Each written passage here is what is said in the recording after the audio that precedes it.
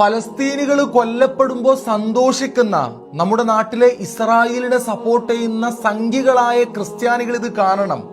ജെറുസലേമിലെ holy സപ്പൾക്കറിലെ Easter ആഘോഷിക്കുന്നതിനിടെ Israel സൈന്യം ഇരച്ചു കയറി തടയുന്ന ദൃശ്യമാണ് നിങ്ങൾ ഈ കാണുന്നത്. ഈസ്റ്ററിന് യഥാർത്ഥത്തിൽ സാക്ഷിയായ ഭൂമിയാണ്.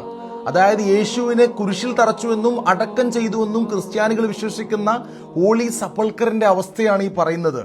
പിന്നെ കുരിശിൽ തറച്ചു എന്നുള്ളത് അത് ഇസ്ലാമിക വിശ്വാസ പ്രകാരമല്ല. കാരണം ഖുർആനിൽ വ്യക്തമായിട്ടും പറയുന്നുണ്ട് ഒമാ ഖതലൂഹു ഒമാ സ്വലബൂഹു. ഒമാ ഖതലൂഹു അദ്ദേഹത്തെ വധിച്ചിട്ടുമില്ല, ഒമാ സ്വലബൂഹു കുരിശിൽ തറച്ചിട്ടുമില്ല. അത് വേറെ വിഷയം. ഏതായാലും നമ്മൾ മനസ്സിലാക്കേണ്ടത് അവിടെ സൗഹാർദ്ദത്തോടെ ജീവിക്കുകയാണ് ഈ ക്രിസ്ത്യാനികളും മുസ്ലിമീങ്ങളും ഈവൻ ജൂതന്മാര് പോലും. കാരണം സയനിസ്റ്റ് ചിന്താഗതികളുടെ ജൂതന്മാരാണ് ഈ പ്രശ്നക്കാര്. അത് നമ്മൾ മനസ്സിലാക്കേണ്ടത്, ഞാൻ അവിടെ നേരിട്ട് അവരുടെ മതസൗഹാർദ്ദം കണ്ട വ്യക്തിയാണ്.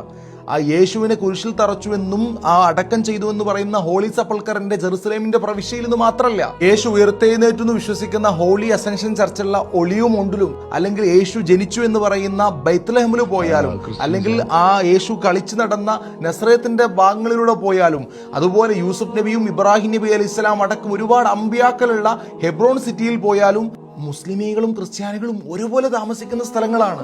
ക്രിസ്ത്യാനികൾക്ക് ഏറ്റവും പ്രധാനപ്പെട്ട നമ്പർ 1 ചർച്ചായിട്ടുള്ള ഈ ഹോളി സപ്പൾക്കർ നൂറ്റാണ്ടുകളായിട്ട് ഇതിന്റെ ചാവി സൂക്ഷിക്കുന്നത് മുസ്ലിം കുടുംബമാണ്. രാവിലെ തുറക്കുന്നതും രാത്രി അടക്കുന്നതും ഇത് തന്നെ ഏറ്റവും വലിയ മതസൗഹാർദ്ദത്തിന് ഒരു ഉദാഹരണമാണ്.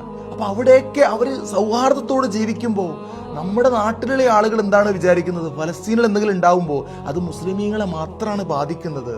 യഥാർത്ഥത്തിൽ നിങ്ങൾ സത്യാവസ്ഥ മനസ്സിലാക്കണം. ഇത് യഥാർത്ഥത്തിൽ മുസ്ലിമീങ്ങളുടെ മാത്രം പ്രശ്നമായിട്ട് നിങ്ങൾ ഒരിക്കലും കാണരുത്.